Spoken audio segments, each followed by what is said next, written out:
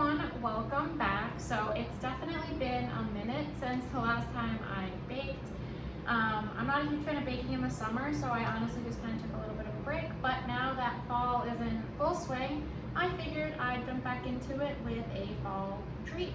So I'm going to be making a spice cake, but going to be using pumpkin pie spice instead. So essentially I'm making a pumpkin pie loaf or pumpkin loaf. Never made it before, so we're gonna see how it turns out. I'm a little pressed for time, so I'm gonna try to get through this very, very quickly, and then maybe this is something I'll keep on my list to bake when I have a short amount of time. But with that, let's get into it. So first, you're going to combine two different types of brown sugar. So you're supposed to have light brown sugar and dark brown sugar. I don't necessarily have that. I just have brown sugar from two different brands, which I think you can see it, but they're different colors, so at the very least it'll give some depth in the sugar.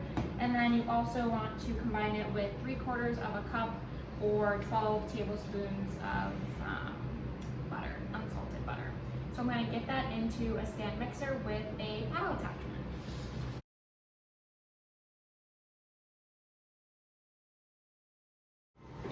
I forgot to mention that I'm going to put about a tablespoon of orange zest right in there, and then as you can see, it's honestly on a very low setting. You don't want to aerate it, you just want to clean it until it's smooth.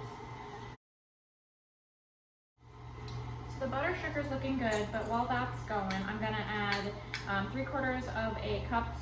a cup of sour cream into 3 eggs, and I'm going to beat it together lightly, and then I'm going to add a tablespoon of vanilla extract. My tip would be beat the eggs together first, then add the sour cream. Did not do that, so working on it now. And while all of this is going, I am preheating the oven to 375. And before I got started, I greased a small loaf pan and lined it with parchment. Like I said, we're doing this quick, so we'll see how fast I can get through this recipe. I'm just gonna scrape down the sides of the butter and brown sugar. We're getting there. Again, don't want it aerated, you just want it smooth. But we're not quite at a point where it's smooth yet. Now I'm going to add a tablespoon of vanilla extract, which I hope I have enough. Honestly, I thought I had more than this. Oh yeah. Just about finished the bottle. A whole tablespoon of vanilla extract, that's going to be absolutely delicious. Continue mixing.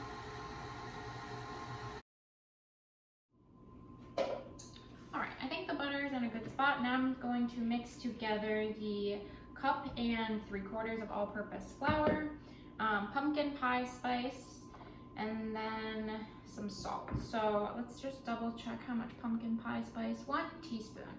So this recipe is from a combo of a baker and a chef who are right now based out of London. So for them, this cake, it's called a spice cake.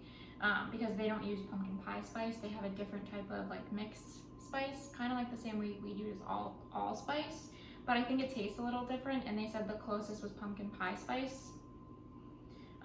So we're just gonna try it. I hope it's good, but I'm gonna add in a teaspoon of that now.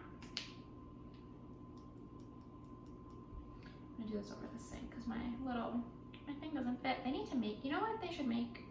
They should make measuring spoons that fit specifically inside of different spices, or they should make the spice container bigger. But I'm gonna do this over the sink so I don't add in a tablespoon. So 1 second.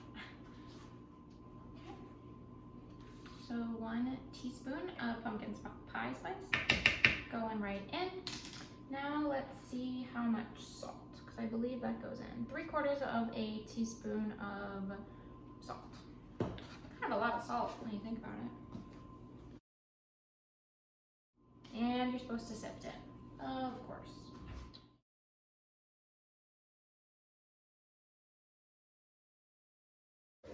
All right, that wasn't so bad. Now I believe I'm going to start combining them all. Let's see. So I'm going to start with the egg.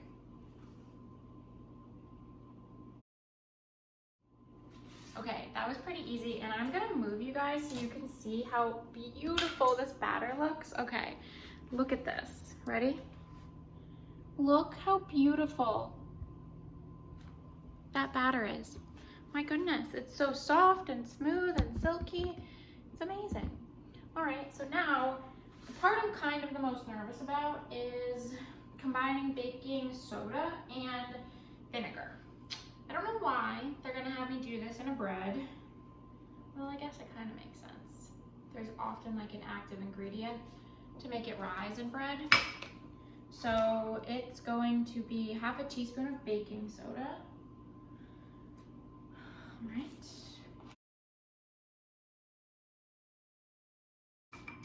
Half a teaspoon of baking soda and then 1 teaspoon of malt vinegar or apple cider vinegar. 1 teaspoon. Okay. Let's give it a try.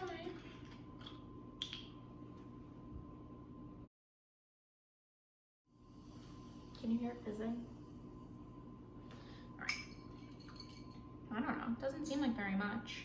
And then it says add the mixture as soon as everything's combined, turn the machine off. Add the mixture. Okay, adding it into the batter. Honestly, does not seem like very much.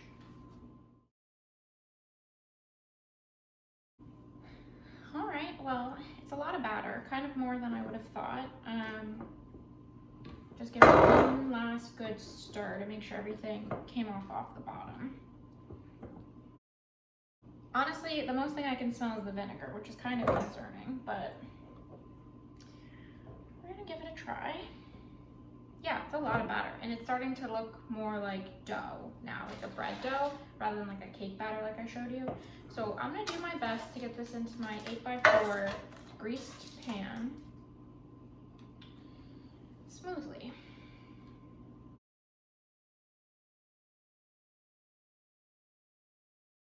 Okay.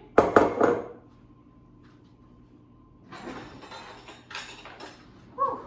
Now I'm gonna use the back of a knife and just scrape the rest in. This looks amazing. I'm very excited about it. It's huge for sure.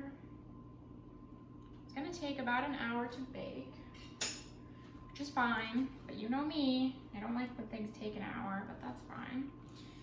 It only took about 15 minutes to make, 20 minutes actually, sorry, 20 minutes to make from start to finish. It's not so bad. I'm sure there are other people out there who could do it a bit faster, but this is a full pan. Ready? So you can see very full pan, but it looks beautiful and I can't wait to try it. But in the oven she goes for about 50 minutes at 375. All right, so my timer just went off. So the bread has risen so much, it's like doubled in size in the past like 50 minutes. I'm gonna check it. It probably needs another 5 minutes, unfortunately, but I'm gonna pull it out, poke it with a fork, and then we will see whether or not it is done. All right, well, honestly, it looks a little burned, which is like incredibly disappointing, but let me show you. Do you see how much it rose? Can you see that? But okay, well, so I'm gonna have to let that cool for about 10-15 minutes, take it out of the little pan, let it cool. Then they say to flip it over and then cover it in powdered sugar. Because it's kind of circular on the top, I don't know if I'll be able to invert it, but honestly I could just cover it with powdered sugar anyway. So I'm going to bring this over to my brother's house for dessert, for dinner, so I'm unfortunately not going to be able to record putting powdered sugar on it and whatnot, but you guys can use your imagination and I'll just have to let you know how it tastes. But super quick, super easy, smells delicious. So thanks for joining me, you guys, and I will see you next time.